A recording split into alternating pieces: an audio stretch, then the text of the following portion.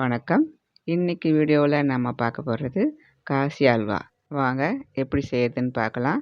தேவையான பொருட்கள்: 3/4 கிலோ வெள்ளை பூசணிக்காய் தோல் சீவி எடுத்து வச்சுருக்கேன். 1 கப்பு சர்க்கரை அளந்து நான் வச்சுருக்கேன். கொஞ்சம் ரவை, திராட்சை, கொஞ்சம் முந்திரி, கொஞ்சம் பாதாம், கொஞ்சம் பிஸ்தா, ஏலப்பொடி, நெய், பச்சை கற்பூரம். முதல்ல வெள்ளை பூசணிக்காயை சீவி எடுத்து வச்சுக்கலாம்.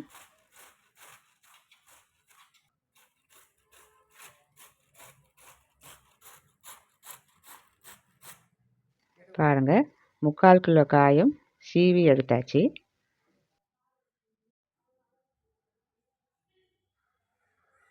முதல்ல ஒரு வெள்ளை காட்டன் துணி எடுத்து அதில் 3 டீஸ்பூன் பூசணி துருவில் எடுத்து போட்டுக்கலாம். இந்த காட்டன் துணியை சுருட்டி நல்லா புழிஞ்சு தண்ணியை தனியாக எடுத்துக்கலாம். பூசணிக்காயில் நிறைய தண்ணி இருக்கும். காயை விட தண்ணி தான் அதிகமாக இருக்கும். இது போல் நல்லா புழிஞ்சு எடுத்துக்கலாம்.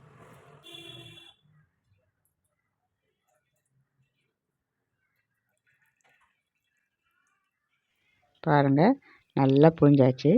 இதை தனியாக ஒரு பாத்திரத்தில் எடுத்து வச்சுக்கலாம்.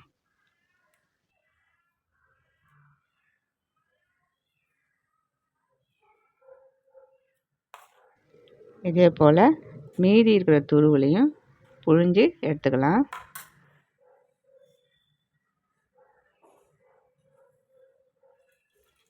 நம்ம சேனலில் சர்க்கரை அதிரசம் எப்படி செய்யுதுன்னு வீடியோ போட்டிருக்கோம். இதை பார்த்து முடிச்சுட்டு அதையும் பாருங்கள். நம்ம சேனலை இது வரைக்கும் சப்ஸ்கிரைப் பண்ணாதவங்க சப்ஸ்கிரைப் பண்ணிக்கோங்க.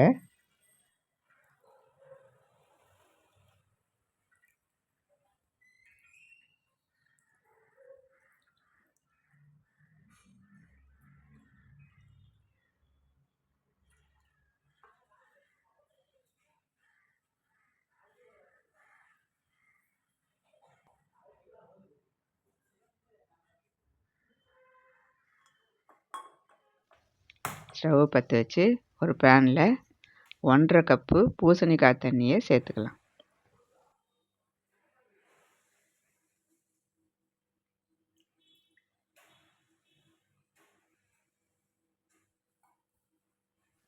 தண்ணி சூடானதும் 1 கப்பு பூசணி துருவில் சேர்த்துக்கலாம்.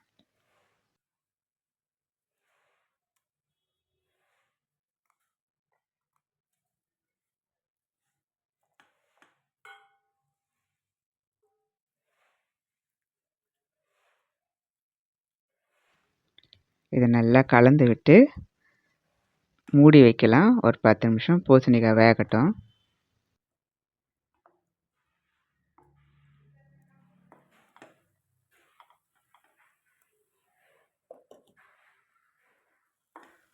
நடுவில் திறந்து இதை நல்லா கலரி விட்டுக்கலாம்.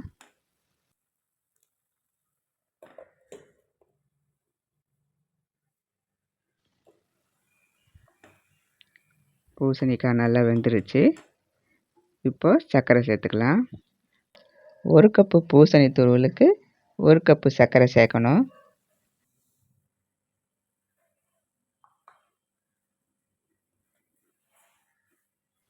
இதை நல்லா கலந்து விட்டுக்கலாம். சர்க்கரை கரைஞ்சி வரணும்.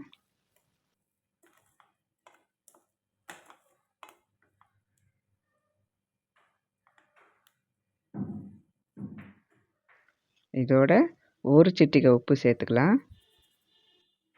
உப்பு சேர்க்கறதுனால இனிப்போட டேஸ்ட்டு நல்லா எடுத்து கொடுக்கும்.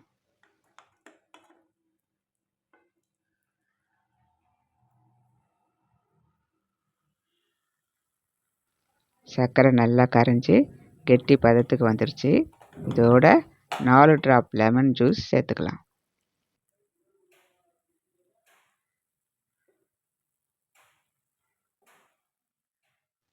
சர்க்கரை கேரமல் ஆகாமல் இருக்கிறதுக்கு நாம் லெமன் ஜூஸ் சேர்க்குறோம்.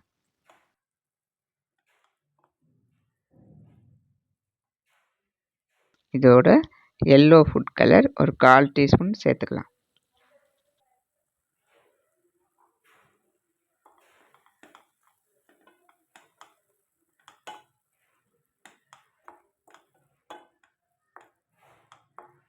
இது நல்லா கலந்து விட்டுக்கலாம்.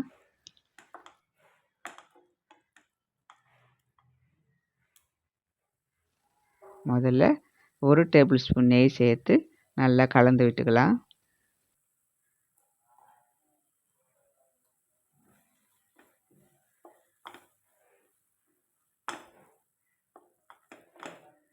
கலந்ததும் இன்னொரு டேபிள் ஸ்பூன் நெய் விட்டு இதையும் நல்லா கலந்துக்கலாம்.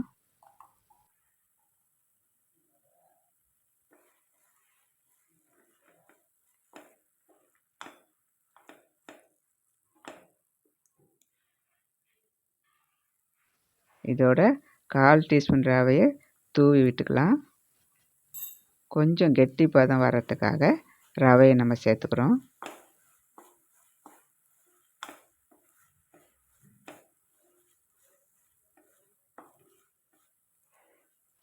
ஸ்டவ்வை சிம்மில் வச்சுட்டு இது அப்படியே இருக்கட்டும்.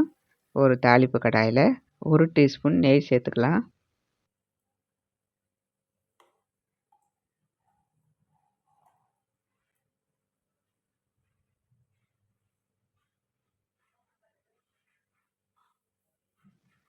நெய் நல்லா உருகிடுச்சு. இதோட முந்திரி பாதாம் சேர்த்துக்கலாம்.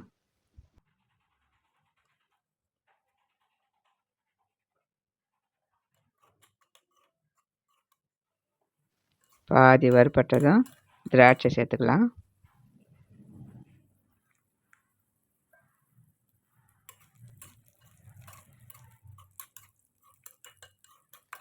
முந்திரி திராட்சை நல்லா வறுத்தாச்சு. இதை அப்படியே அல்வாவில் சேர்த்துக்கலாம்.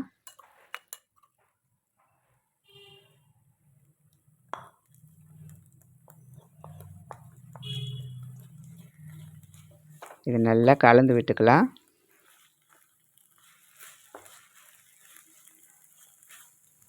கிளறும்போது பேனில் ஒட்டாமல் வரணும். அதுதான் அல்வா பதம்.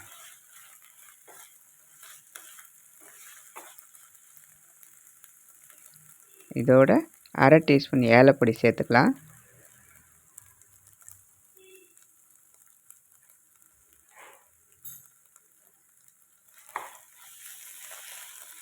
இது நல்லா கலந்து விட்டுக்கலாம். அல்வா விட்டு நெய் தனியாக பிரிஞ்சு வந்துருச்சு. அவ்வளோதாங்க, காசி அல்வா ரெடி ஆகிடுச்சு. நம்ம சேனலை சப்ஸ்கிரைப் பண்ணாதவங்க சப்ஸ்கிரைப் பண்ணிக்கோங்க. லைக் பண்ணுங்கள். உங்கள் ஃப்ரெண்ட்ஸுக்கும் உங்கள் ரிலேட்டிவுக்கும் ஷேர் பண்ணுங்கள். நன்றி.